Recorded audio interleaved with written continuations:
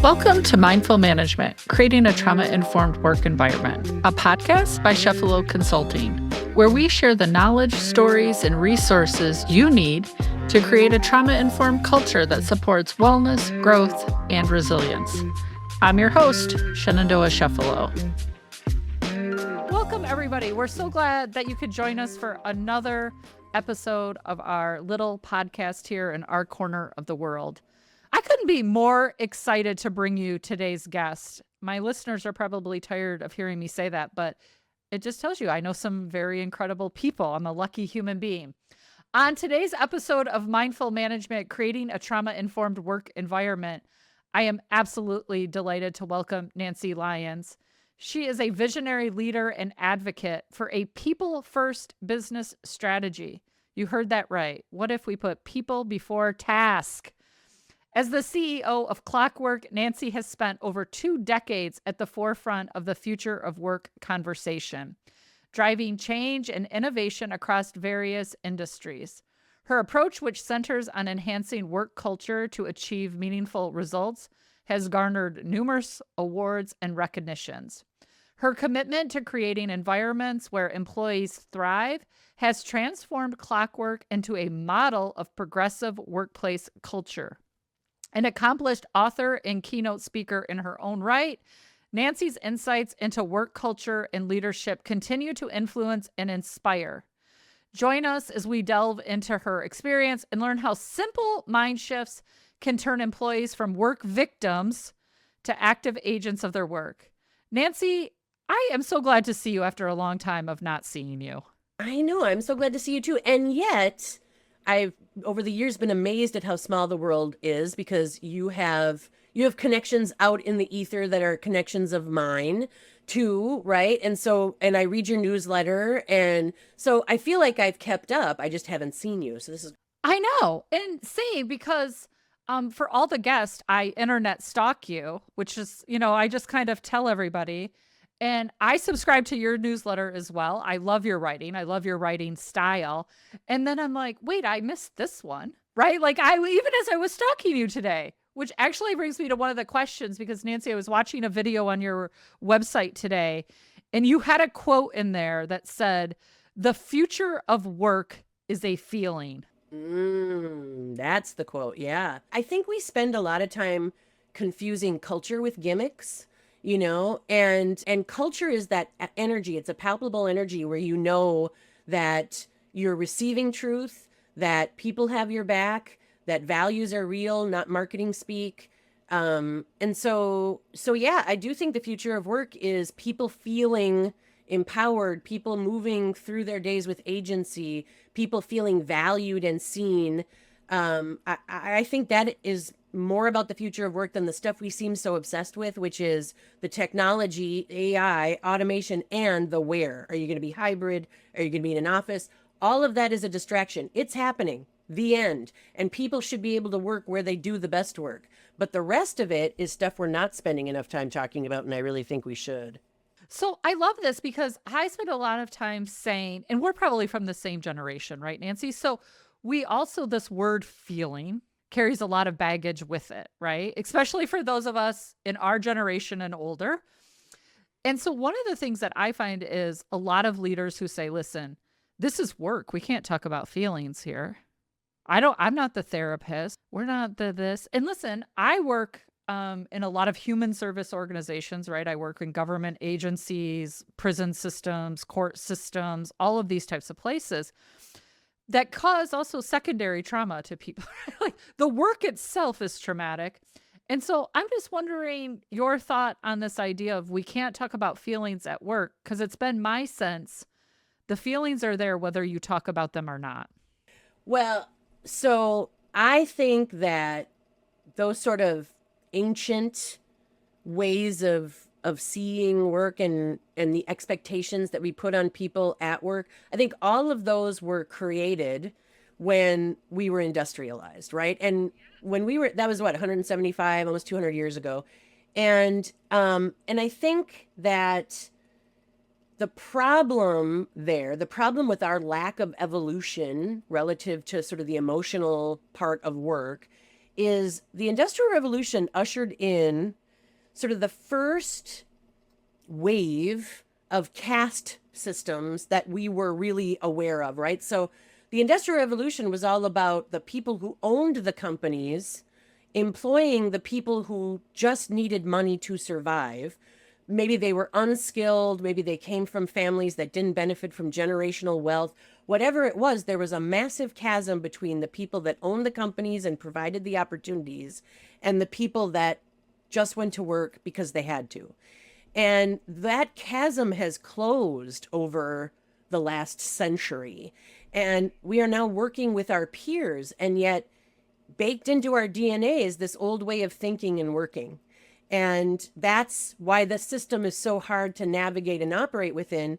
And when I think about, what each of us has to do individually to push back on those systems to change, make real change beyond ourselves, it's not a small amount of effort. And I can see why people sort of toss their hands up and just operate within the given rules. Yeah. So is there a time at Clockwork? I mean, when, so you're CEO of Clockwork, you're going along. I have to imagine that you also have these old ways of thinking right at some point, because it's baked into us at some point.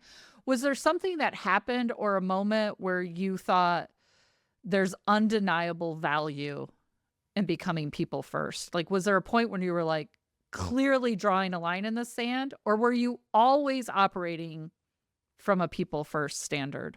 So as an individual, there was a moment. As a company, Clockwork has always been people first. And the reason for that is because of the ownership of Clockwork and the different experiences that we had in our professional lives prior to.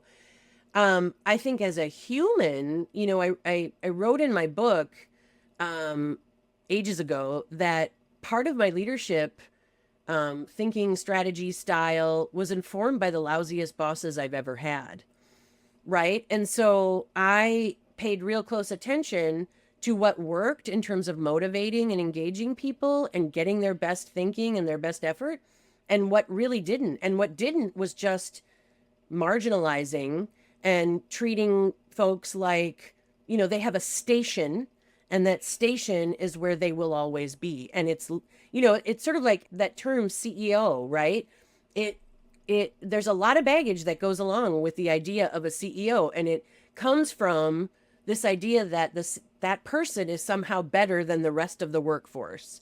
And I just simply do not subscribe to that. I think my job is to hire better, right? I think my job is to surround myself with better, so that whatever ideas I have, I'm not just throwing those out fully formed. There's a team that makes them actually into something that works and improves the business and moves us forward. And so moving away from the hierarchy, right? It's not top down and it's not bottom up. It's sort of inside out. It's everybody all at once. Mm-hmm. It's prioritizing us and what we need to do our best work. And for some people, it's flexibility. For some people, it's more time with their families. For some people, it's more vacation time or sabbaticals. Whatever it is, it's not a one size fits all culture. Yeah. And that was something else that I heard you say, which is, how do we allow to show up absolutely as myself? And so how do you because it's a wonderful sentiment. I think many leaders listening will be like, well, that's amazing. But how do I do it if my culture is a mess right now? Well, so most workplaces, everybody that works knows about the water cooler, the proverbial water cooler, right? And the water cooler exists because workplaces are bastions of judgment, right? And, there's what we say, which is generally in the job description in terms of our expectations, but then there's what we don't say about our expectations. And sometimes those are a bigger barrier to progress than what is written or what has always been. I talk a lot about work being this melting pot that we didn't pick.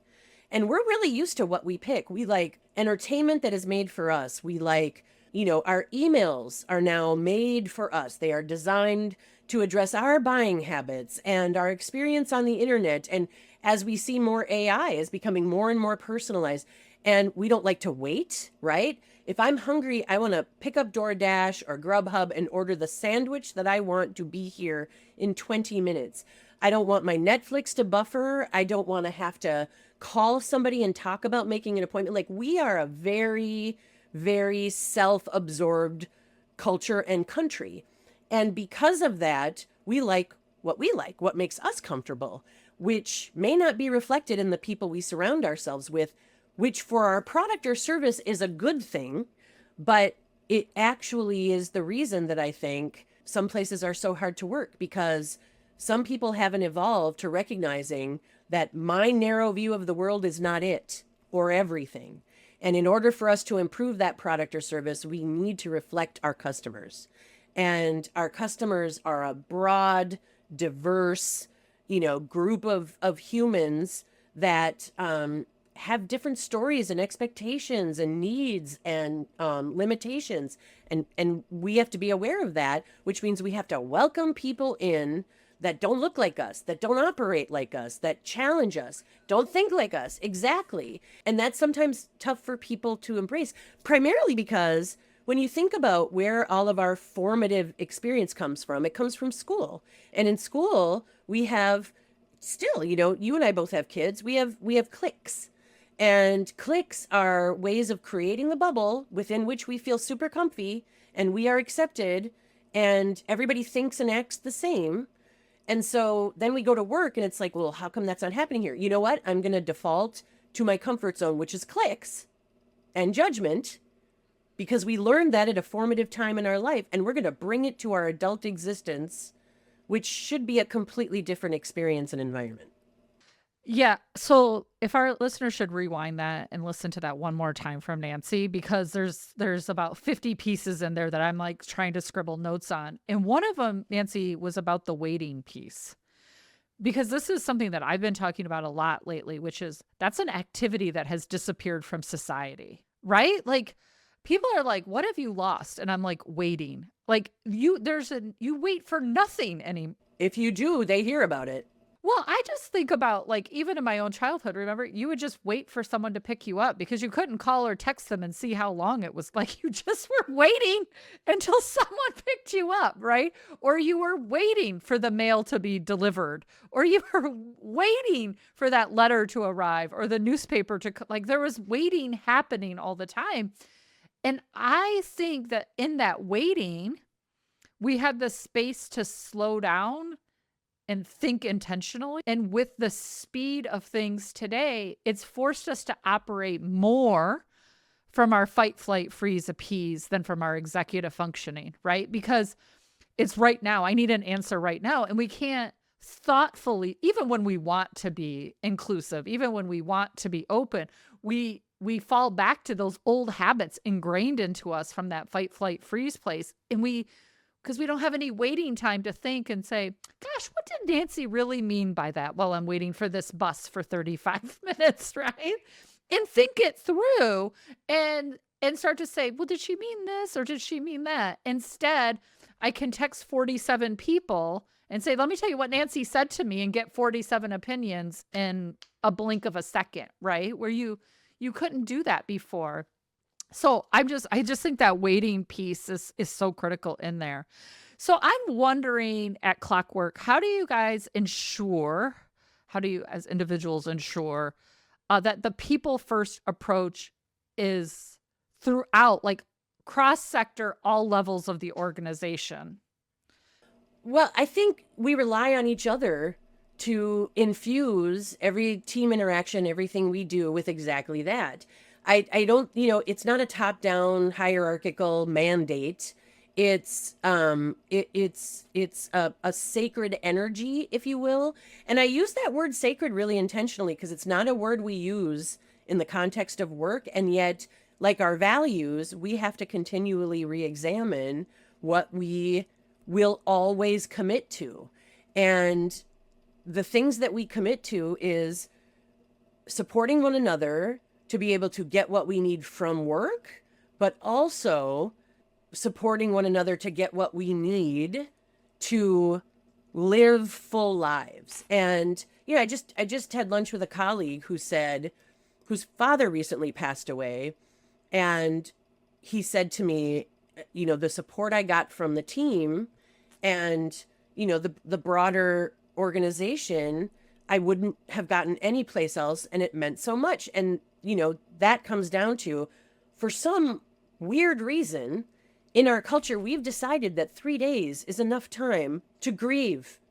And humans operate differently than that. And going to your trauma informed theme, like, we experience trauma. Many of us have experienced trauma in different parts of our lives, but we all have, right?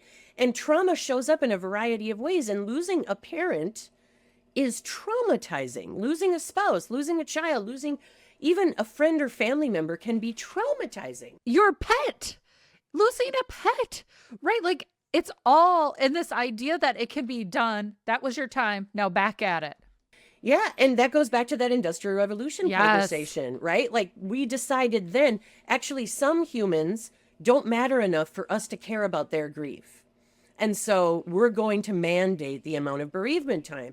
But the truth of the matter is, it's not about me dictating what these people need. And I acknowledge, like, when my mother passed away a few years ago, I spent some time with my father, but then I needed to be back at work. I needed to get out of the grief spiral. And I think everybody's needs are different. And, I'm not suggesting people get to tap out for, a year and a half. Right. So there's limits, but professional adults understand those limits, and they understand their commitment and the dependencies that exist on them. Well, and if they don't, we have a different problem from a management problem, right? Like, that's, if someone doesn't understand the limits, now that's a different conversation than the one about it must look like 3 days grief, or, what all of that is. So, Nancy, what I hear you saying, and please correct me if I'm wrong, you're saying you can't just send your staff to training and say, now we're people-centered. What I hear you saying is, because I think this is an important one, because I think in a lot of systems, we think, just go to training. And I don't even care what the training's about. It doesn't even have to be about people-centered. It could be about anything. People get really excited at the conference or at the training. And you do a lot of keynote speaking at these conferences, right? But then those employees come back into an organization that has no plan to implement what the employee just learned. And so two things happen, right? We lose energy because we get told no, no, no, no, no.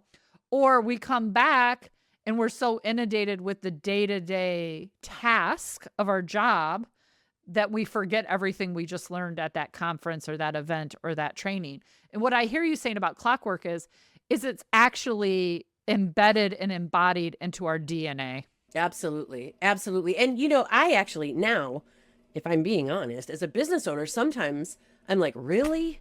Really? We're going to be like, we're that soft? Because I think there's also the other side of it where we care too much, where we let go too much. And one of the things that I've always really appreciated is I worked with a dear friend who was also our employment attorney at the time to create our time off policy. And I believe that our time off policy actually made our employment attorney very uncomfortable, because we said we don't cap it and we don't track it. Like, that's not our job. We're not your assistant, right? Like, yeah. And she wanted to put some parameters around it. And where we ended up, and I won't be able to quote it exactly, but where we ended up with it was, you have to acknowledge that we are obligated to the realities of a business. Like, by working here, you have to accept the fact that business mandates how we have to show up, but it's not ridiculous performative rules for rules' sake. It's, if you want a job when you're done grieving, we probably need to work out together and we'll never be done grieving, right? But we probably need to work out together what this time looks like. So it's really about an increase in communication and processing and clarity around expectations, but it's also about, like, by being human-centered, it's not just about me centering everything around those humans. It's about those humans recognizing the limitations of their colleagues and making space for all of it, and it's constantly moving. I love this because before we hopped on the podcast, we were kind of talking about Kenya and Tanzania for a minute. And we just, as we do, as Nancy and I do anyway, you just will pop up into conversation. But it reminds me very much because I talk about this grief piece. And of course, the first thing we think of with grief is when people die, right? Now, grief lives in all kinds of forms. We have grief in organizations because leaders change or people retire or they go on to something else. Like there's grief in all kinds of ways or policy changes. But in this instance, and what it reminds me of is that I was at a training. And typically, if the people were born and raised in the United States, they're like 3 days is plenty for bereavement, right? Like, because to your point, it's so much in the DNA. And I always say, is there anybody here with a different cultural upbringing around death and funerals and grieving? And I just had a woman in a training very recently who was from Kenya. And she said, yes. Okay, let me tell you about ours. And everyone just stood there with their mouths wide open, right? Because she was like, well, first there's a week of grieving. Then there's a week where we view the body and have the services and decide. Then that's followed by another week where, if it was the man of the family who died, who's going to now take care of the widow and the children? If it was the wife, what's going to happen right? Where the family is making these decisions. Then there's a week of financial negotiations around who's paying for all of these, right? And she just went on and on for several things. And I just watched people go, wait, you're telling me you need like 4 or 5. It's like just to do the basic things in our family of the process. But I think that's the point. And she was like, and I'm working remotely in the US while I'm doing this, right? Like trying to do my job in between this grieving process, because in the US, they think anything over 3 days is absolutely ridiculous. And I've got 5 weeks of family commitments I need to fit in when someone passes away that you're close to. But I think that's your point, is like, there is the business end of it. And what's the balance, right? We can't be too far one way or too far the other. Right. Absolutely. So Nancy, tell us about transforming people from being, I love your language, the victims of work to agents of their work. What's the factors that enable that transformation for you? Well, I think that people have to want that transformation for themselves. So they have to want to embrace the idea that they have power. And I think, going once again back to the way that work was designed, really meant that only a small amount of people actually had power and everybody else was subservient to them. And I think that remains an issue in the modern workforce, and it's not moving us forward. I think as a country, we're falling behind because we have disempowered more people than we've empowered. And we've also, there are all these barriers to achievement, like education, like, financial contribution, like, access to resources and access to leadership and access to opportunity. And I think all of those things have just supported that sort of old way of thinking and working. And I don't think that serves anyone. As I listen to you even describe that, for me, probably in my work, in my framework, I think about reenactments, right? So from a trauma lens, you can, in a reenactment, it's like recreating other things that have happened, but in different situations. And in that, you can be the victim, which you're already alluding to. You can be the rescuer, which is let me fix everything, which is what I see a lot of leaders trying to do. And you could be the persecutor, which is, if you would have listened to me, we wouldn't be in this situation. And if you've been a parent, you've probably been the persecutor at least a couple of times in your relationship with your child. And the idea is, how do we move from that to the empowerment? So how do you move from victim to driver, which is what you're saying, the victim of work to an agent of work? But how do you also move from rescuer to supporter? Does it have to be my way, or can it be our way? Is there only one clear path? And how do you move from persecutor to coach? How do we just get more curious about each other instead of saying, well, Nancy, that's a stupid idea. You should just do it the way that I said. And instead of saying, well, Nancy, tell me more about your idea. What makes you think that would be a good fit for us, right? Or a good way for us to do this? And how can we test it to see, how can we give that idea legs and put it in a real setting and test it to see if you're right? And I actually think it takes courage to bring the idea forward, and it takes courage to accept the idea. And so I think, yes, you are absolutely right. I think, most of us feel like victims of work because that is how we are trained to operate in work. Work just happens to us. It just happens to us, right? Our life is just happening to us. We don't have any control. And I think especially at work, that's something that needs to change, because we can't keep having these future of work conversations if we don't empower the folks in the workforce. Because a single driver is not going to get us to our destination anymore. It doesn't work that way anymore. Yes, I couldn't shake my head hard enough. Yes. Say it again for the people in the back. Yeah. I mean, it goes back to me saying that a CEO's job is to hire better and surround yourself with those people and then step back when they make a decision. So that kind of leads me to my next question, which is, at least for me, right? When you have a really good work culture, then the question becomes, well, what when you have to bring new people in? Because to me, that's a big risk, right? Like if you've got a really good culture, and I don't care how big or small your organization is, there's a risk when you have to hire someone else, right? And so do you have any strategies, or what are you guys doing with regards to recruitment and talent development that helps you keep the people first approach, but also that you're hiring correctly, to your point, not only to be surrounded by the best, but not surrounded by someone who's bringing in their old stuff with them to the way in which you all do work at Clockwork? Yeah. So that is a question that I field often. I think hiring strategy is important. I think peer-based hiring is important. Like you can't leave hiring to HR and expect that they're going to represent the needs of all the teams and divisions and departments and tables and interests, et cetera. So I think being really clear on the profile that you're looking for. But in addition to that, I think where people need training and need work and need practice is to get past their own desire to hire people that remind them of themselves or resonate with them.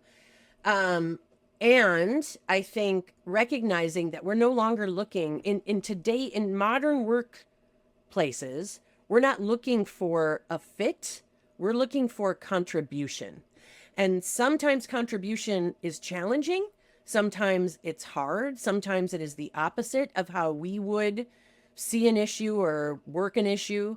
So I think we have to have these honest conversations. I think we have to challenge each other. I think we have to understand what we're heading into an interview expecting. I think we have to hire slowly and fire quickly, right? Because we're going to make mistakes.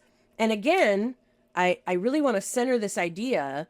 It's not about a perfect fit. It's not about somebody that makes me feel comfortable because they're not going to challenge the status quo. It's about somebody that might say, I disagree. And here's why, and here's where I think we can go. And it's about all of us, the rest of us, developing the ego strength necessary to manage those disagreements. So I love that. And the word that kept popping into my mind as I was listening to you was this word toleration. Because I think sometimes when we think about collaboration or mutuality or peer support, like all of those like really nice words, we're just like, we get along and rainbows and sunshine and all the things, right?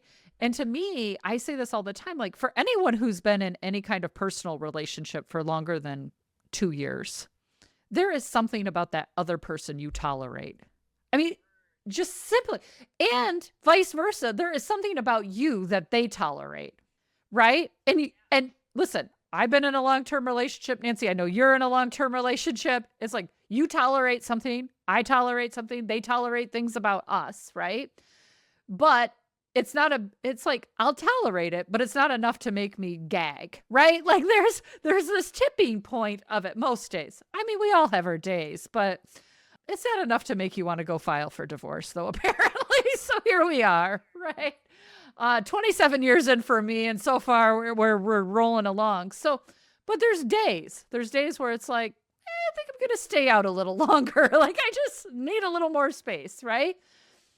But at work, the same kind of applies. You're never going to find a perfect employee there is no perfect fit, but there is to me that question of like, what am I willing to tolerate and what can they tolerate about me that's also challenging, but not just I can't stand the way you chew. Cause that's the other thing we've all dated somebody where we're like, the way you chew is just, I can't with you. Right. So there's that balance there. But I think the same is true about our colleagues and who we work with. Like we have to also be willing to tolerate things about all of us. Yeah, I think the relationship comparison is dead on. It's one that I use in my book. Like all relationships take work. I don't care if we're talking friendships, neighbors, whatever it is. And I think we have to be willing to do the work. And for some reason, we took relationship out of the workforce, right? It's like even the articles you read, I often talk about this. There's those articles that say if you have one friend at work, it makes all the difference. And I'm like, I think we could do better than that. I think we can do better than a single friend because these are our allies. These are the people that are going to have our backs in some of our most challenging times.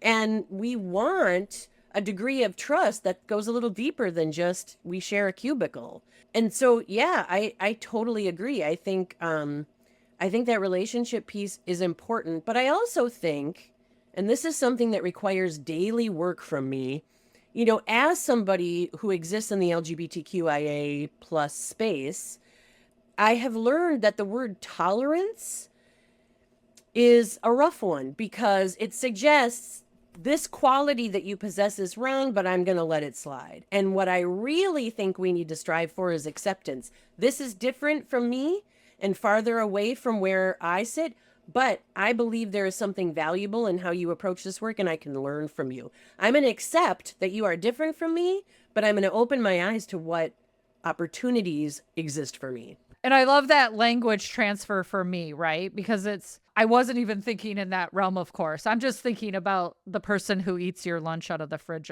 Absolutely. And I totally get that. But I think as the LGBTQ community has sort of experienced, tolerance sort of says, it's sort of like love the sinner, hate the sin. And, you know, and that just doesn't fly exactly. And I think tolerance suggests I'm just going to look past this difficult aspect of who you are instead of, you know, this is who you are.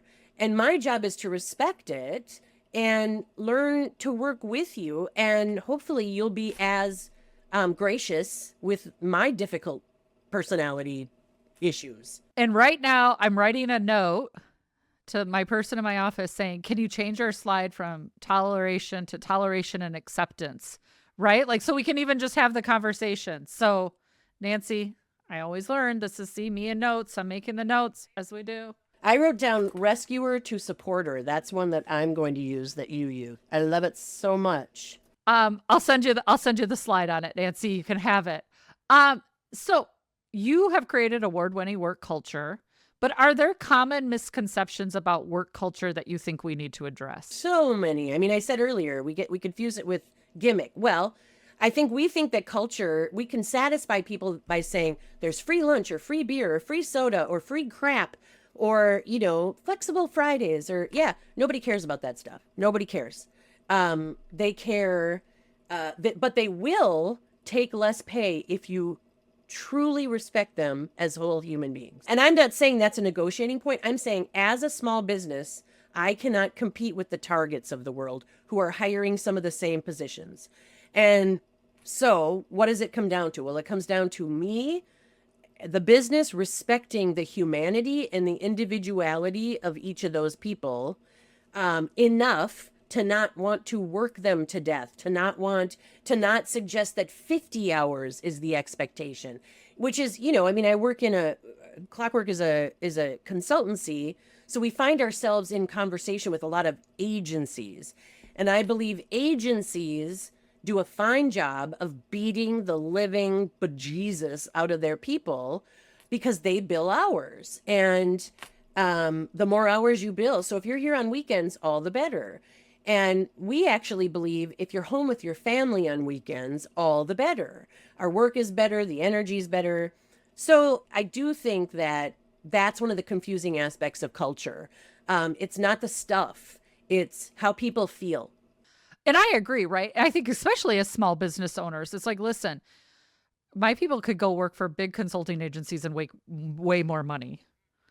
But I think they all know they will work way more hours and they're gonna and never talk to their boss likely, right? Like it's like and never really know what's going on and who knows when the Zoom layoff is coming. Like that's in here, it's like, well, you'll know because you know exactly how much money is in our account at all times. Like there's nothing, no one's hiding the ball from you for anything. So I love that. Is there another misconception that you can think about? Because I do think that gimmick thing is one lots of folks on LinkedIn are talking about lately, but is there maybe a subtle one that you think is creeping in that maybe you could call out for us? You sort of touched on one earlier, and that is that training can do it. And I think, okay, training is an aspect of cultural evolution, but really it starts with your values, and it starts with your desire to not make your values aspirational or fantastical, but real, true aspects of your organizational personality. And I think if your values are, your human centered, whatever they are, like for us, it's curious, and you see it. It's like I say to people, I belong to a few women's peer groups. And in those peer groups, oftentimes they want to measure a person's engagement. And if they don't attend X number of meetings, well, we're going to ask them to leave. And I believe that it's not attendance. It's like in school. It's not attendance that determines engagement. It's energy. And we have to get smarter at valuing that energy, right? And so I think culture isn't about somebody showing up and being in their seat at 9 a.m. every single day. It's, do they keep their word? Do they deliver on their promises? Do they show up in collaboration with their colleagues? Do they step back when maybe their idea isn't the best one, but somebody around them can take that baton and run with it? Do they know when to show up and when to sit back? I think those are the things that we forget to value, and are so essential to solid performance. Round of applause, everybody. This is audio engineers. Please put in the round of applause right here. It's so, so true. I loved your, uh, all of it. I love all of it. But I think you're just so critical there that is engagement just a butt in a seat? And because you do enough conferences, you go to enough trainings, it's like people can just sit there and also be checking email the whole time and not hearing a thing that's going on, right? Or shopping on Amazon, for Pete's sakes. Like this idea that that's the only way in which you can be engaged is if you're at the meeting. I also love it, Nancy, because I don't want to go to more meetings. So if we could really cut the meetings down, it doesn't mean I don't love your cause or love the thing. I just don't need another meeting on my schedule. Or galas. I'm about to put that stuff out there. Galas, events. I don't have enough pants or dresses. I don't have any dresses. I'm not coming. Most people know I'm not coming. It's kind of a strong boundary I have. It's like, I will send a gift, but I'm not. And I still love you. So before I do some quick fire questions with you, Nancy, is there one piece of advice or strategy or something that you could give to leaders who are listening, who desperately want to start this work, to look at becoming people first within their own organization? What's the first step somebody could take? Well, I think that we write plans for everything, right? I think we write plans for marketing and sales, and we write plans for leadership, and we write plans for next year's strategy, and we write plans for the budget.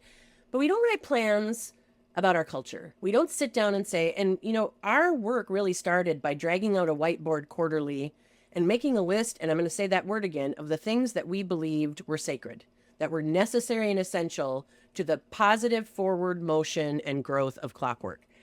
And I believe you have to start there. And there are going to be people who are listening to your podcast who say, well, I work for a global organization. There's 100,000 of us. I can't make a difference. And I say to that, pshaw. And I say that because we are all people with influence. And whether you're influencing all 100,000 or just your team, and your team is a microculture, and you have influence over that microculture, and the idea that you could help to push that microculture to a better place is awesome. But in addition to that, Leaders respond to data. And if your team starts to perform better because of ground rules that you put in place through a simple planning exercise where you decide what matters to us, what are we going to ensure that we all get regularly, if that starts happening, people will take notice and you will actually impact change in the larger organization. It is bound to happen. So I think that's the way. I think really sitting down and being intentional and deciding what you want for yourselves and each other, and then working together to ensure you can have it. So I think what I heard you say, Nancy, is ask. Yes. And that was actually, I was like, ask for what you want. Right? Like, but that's what it kind of boils down to. You also might have given us the title for our show, which is maybe Sacred Work Environments. Might be the title of this episode. So Nancy, before we go, and I can't wait to hear your answers because I know they're going to be amazing. What's the latest book or TV show that you're binging that's caught your attention, and why is it standing out for you? And it could be for fun or for work. We don't. Oh, that's interesting. So I just started watching Industry on HBO, and that's been around for it's in the third season. But I just heard about this show. I never watched it before. And here's a name drop. So Casey Bloys is the head honcho at HBO. I sat on a board with him once. He endorsed my book. And I'm a big fan of HBO because I think he is just a remarkable leader. The content that Casey supports is always stellar. And I started watching Industry because honestly, it's the opposite of what we just talked about. What's happening on that show is the opposite, but I learn from the bad in the same way that I learn from the good. And it's interesting to see how this piece of art has interpreted the world of work. So to me, that's cool. It's moving up on my watch list. Somebody else last weekend just recommended it. And I was like, never heard of it. And they're like, 3 seasons. I'm like, okay, well, somehow I missed it on my HBO scrolling. AI hasn't put it up on the top of the list. And honestly, like I was watching The Bear, but I waited tables for like 10 years while I was starting my company, whatever. And The Bear makes me so anxious. I think I'm going to die. So I can't watch it. And there's other shows like that. And Industry might get there. I might have to turn it off at some point. But so far, I'm like, So it's fun. So who would you have dinner with? Historical, contemporary leader? And more importantly, what's the one question you would want to ask them? Historical, contemporary leader that I would have dinner with? Probably Martin Luther King. I wonder sometimes. So if what we're doing is putting in the world of reality the idea that I could have dinner with this great man, I also want to believe that he has a view into the future he never got to see. And if that is true, then the question I would want to ask him is, what could we have been if he was not taken from us in the way that he was at the time that he was? Or would we still be having these conversations about who matters and who doesn't, and the reality of racism in our culture? I think it's such an important question. I personally love it. It personally resonates because I think that about a couple other leaders as well throughout history of like, had they stuck around a little bit longer, would it still be the same? Because I have that fear. And then the hopeful part of me, of course, is like, no, of course not. It would have been so much more amazing and better if they were still here breathing. All right, Nancy, tell us what is filling you with joy. What hobby, what activity do you lose all track of time with that you can just do and do and do that fills your spirit with joy? Being outside. I recognize that I never saw myself as an outdoorsy person or a camper. Or I don't. You're a Michigander at heart. You're in Minnesota now, but you're a Michigander. These are both outdoor states by nature. Well, I'd spent time outside growing up because we were on Lake Superior and that's just what you did. And kids, they party in the woods, right? So I did all of that. But I don't know that because my family of origin didn't have this innate appreciation for nature, I don't know that I realized how important it was to my soul and my cells.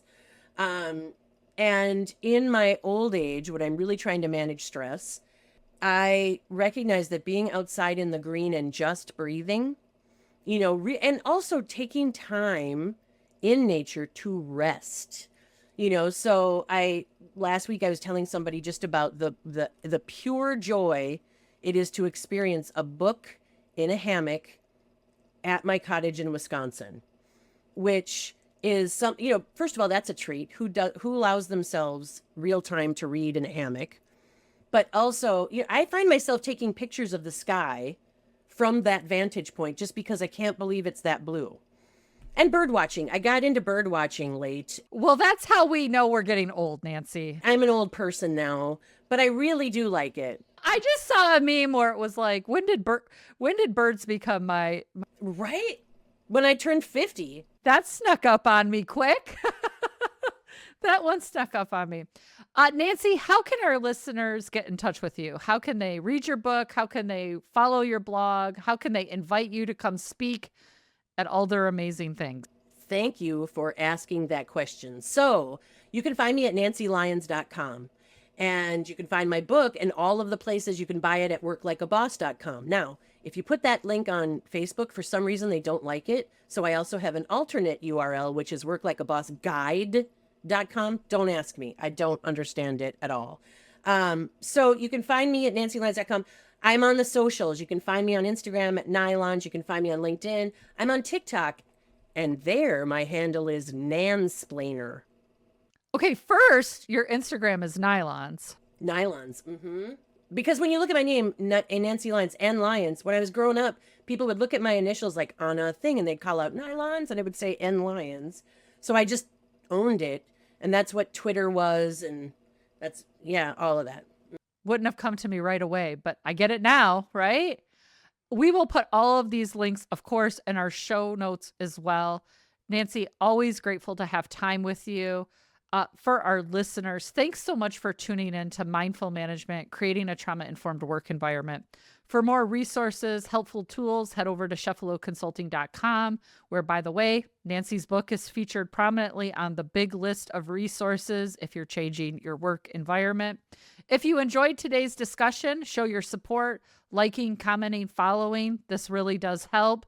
Review this episode on your favorite podcast platform. And your feedback helps us reach more and more listeners and brings even better content your way. We'd love to hear from you. Drop a comment on Spotify or YouTube to share what topics you'd like us to cover or who you'd like to see as our next guest. And if you know someone that would make a great guest, check out the form in the show notes of this episode. We're always looking for fresh voices or perspectives. As I'm thinking about how to sign off today on our Sacred Work Environment episode, the word that keeps popping into my mind is a Swahili word, pole pole. It means slowly, slowly. And what we know is when we go slowly, when we go intentionally, we can get more people to the top of the mountain. Thanks again for listening, and we can't wait to catch up with you next time. Thank you, Nancy, for being here. Thank you. That was super fun. That went like that. Mindful Management, Creating a Trauma-Informed Work Environment is brought to you by Chefalo Consulting. To learn more about Chefalo Consulting and our trauma-informed change management and professional development solutions, please visit chefaloconsulting.com. That's Chefalo, Chefalo, consulting.com. Make sure you don't miss these transformative conversations by subscribing to Mindful Management wherever you get your podcast. Thanks for listening. And remember, change happens one step at a time.